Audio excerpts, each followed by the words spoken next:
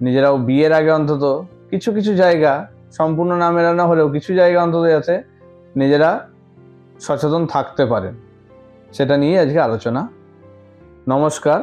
36টা গুণ, তার মধ্যে সব থেকে নিচে যে 3টে থাকে তারা হচ্ছে নারী, তার আগে গণ পয়েন্ট কিন্তু মারাত্মক জায়গা। এগুলো যদি ভালো মিল থাকে তাহলে আপনার এই 3টে দিয়েই বিচার সমাপ্ত, আর বাকিগুলোর খুব একটা এফেক্ট। যেমন যদি দ্বিতীয় এবং দ্বাদশ হয়, সেক্ষেত্রে আপনাদের দারিদ্রতা কোনোদিনই যাবে।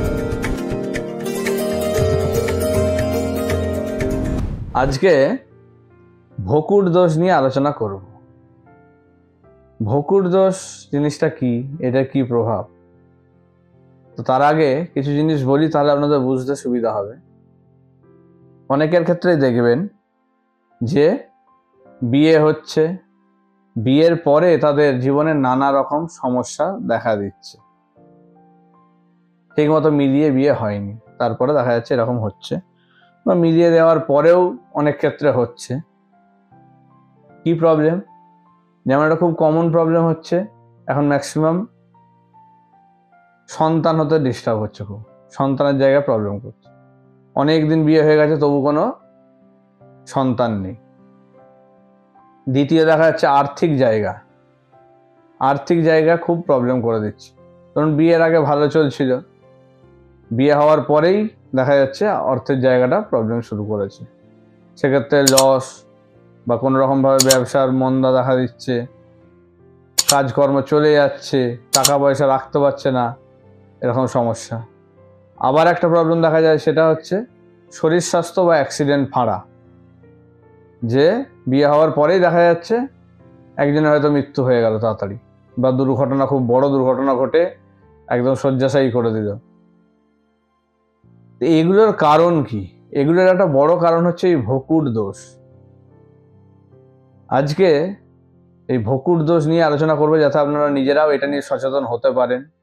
নিজেরাও বিয়ের আগে অন্তত কিছু কিছু জায়গা, সম্পূর্ণ না মেলানো হলেও কিছু জায়গা অন্তত যাতে নিজেরা সচেতন থাকতে পারেন, সেটা নিয়ে আজকে আলোচনা।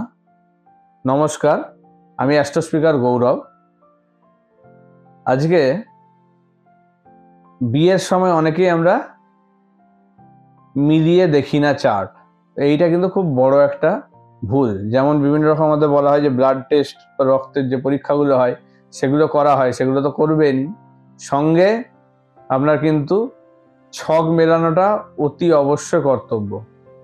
দেখুন, ব্লাড টেস্ট করলে রোগ বা ধরা পড়বে, এবার ছক মিলিয়ে নিলে আপনার শুধু যে শারীরিক সমস্যা সেটাই নয়, অনেক কিছু সমস্যার কিন্তু ওখান থেকে জানা যাবে, যেগুলো আসতে চলেছে বা হতে পারে, কোন জায়গাগুলো সচেতন হওয়া উচিত সেগুলো সম্বন্ধে কিন্তু জানা যায়। সেক্ষেত্রে রক্তের রোগও কিন্তু ওখান থেকে ধরা যাবে আপনার ছক থেকে, যে কি ধরনের রক্তের রোগ আসতে পারে। তাহলে বোঝাই যাচ্ছে যে কতটা গুরুত্বপূর্ণ আমাদের এই ম্যারেজ ম্যাচিং বা ম্যারেজ যে ম্যাচ করানোর যে ব্যাপারটা, সেটা এটাকে বলা হয় যে জটুক বিচার বা অষ্টকূট বিচার। অষ্টকূট কেন না, এখানে 8খানা পয়েন্ট মেলানো হয়, ভালো কথা। তার মধ্যে সব থেকে গুরুত্বপূর্ণ শেষের যে 3টে পয়েন্ট থাকে সেগুলো, কারণ টোটাল 36 পয়েন্টস থাকে, 36 নাম্বারের বা 36টা গুণ, তার মধ্যে সব থেকে নিচে যে 3টে থাকে তারা হচ্ছে নারী, তার আগে গণ, নারী এবং রাশি। গণ, রাশি আর নারী, এই 3টে হচ্ছে নিচের দিকে থাকে।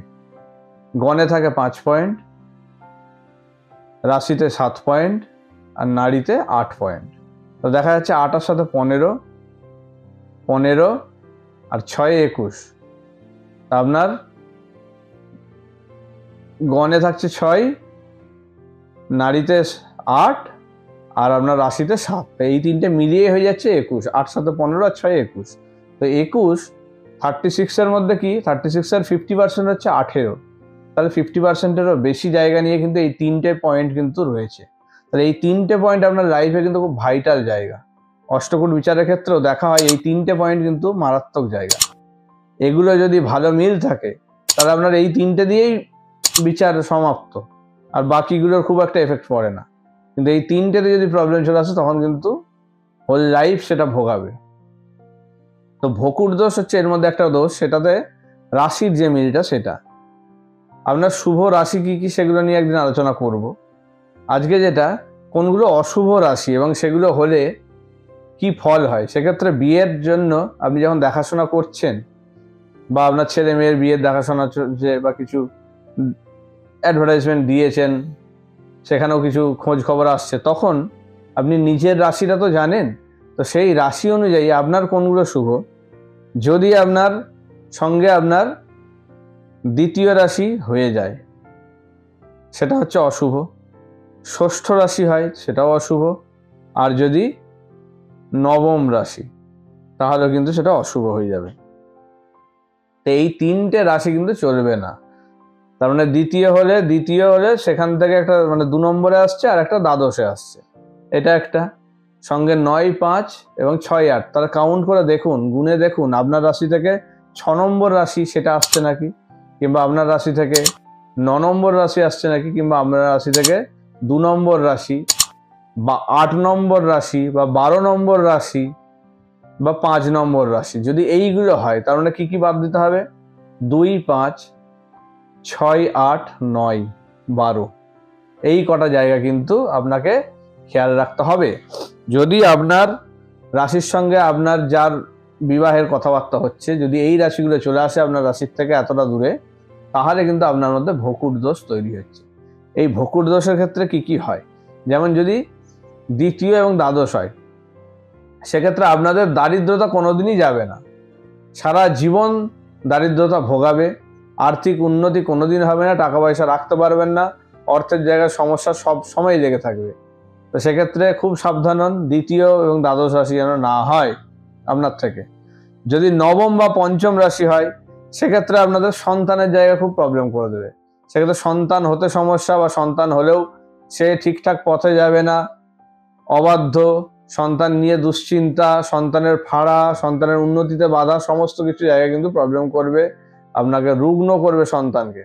এই জায়গাগুলো কিন্তু খুব সমস্যা করে যদি আপনার থেকে নবম বা পঞ্চম রাশি হয়। এবার যদি ষষ্ঠ বা অষ্টম রাশি হয় আপনার থেকে, সেটা কিন্তু যে কোনো বড় দুর্ঘটনা ঘটিয়ে দেবে, বা কোনো দুরারোগ্য রোগ ব্যাধিতে আক্রান্ত হবেন, তাতে মৃত্যু পর্যন্ত ঘটতে পারে। তো খুব সাবধান থাকুন এই রাশিগুলো থেকে। কি করে গুনবেন? ধরুন কারোর মেষ রাশি, তাহলে মেষ থেকে 2 নম্বর কি হবে? মেষ বৃষ, অর্থাৎ বৃষ রাশি হলে সেটাও কিন্তু 2 নম্বর রাশি হয়ে যাচ্ছে, চলবে না। কিংবা ধরুন 5 নম্বর কি করে হবে? মেষ, বৃষ, মিথুন, কর্কট, সিংহ, সিংহ রাশি হলেও কিন্তু প্রবলেম করবে। এইরকম ভাবে গুনে গুনে দেখতে হবে যে আপনার কোনটার সময় কোনটা আসছে। বা সিংহর পর কন্যা, কন্যাটাও 6 নম্বর রাশি হয়ে যাবে, তখন সেটাও চলবে না। তাহলে এইভাবে দেখে নিতে হবে।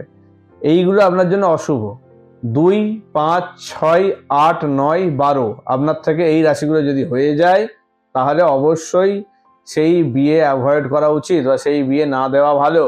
তাতে কিন্তু এই সমস্যাগুলো আসবে, যেগুলো বললাম, এগুলো কিন্তু ভয়ঙ্কর সমস্যা আনে মানুষের জীবনে, যেটা কিন্তু এখন দেখা যাচ্ছে বহু জনের লাইফে এটা ঘটছে।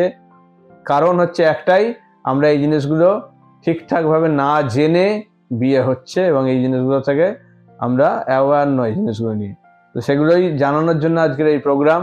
আপনারা অবশ্যই জানুন, এগুলো জেনে অন্যদেরকেও সাহায্য করুন, তাদেরকেও জীবনসঙ্গী বা সঙ্গিনী খুঁজতে সাহায্য করুন যে কি রাশি হলে ভালো হবে। ফার্স্ট হচ্ছে রাশিটা দেখুন, আপনার রাশি কি, সেই অনুযায়ী কি কি রাশি।